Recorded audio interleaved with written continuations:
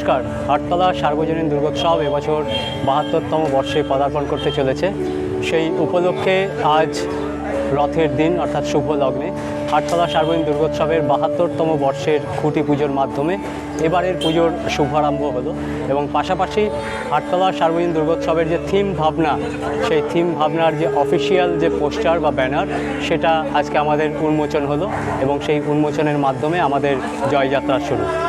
সকল রামপুরহাটবাসীকে আমরা আবারও হাটতলা সার্বজনীন দুর্গোৎসবের পক্ষ থেকে জানাই হার্দিক অভিনন্দন এবং শারদীয়ার আগাম শুভেচ্ছা এবং ভালোবাসা।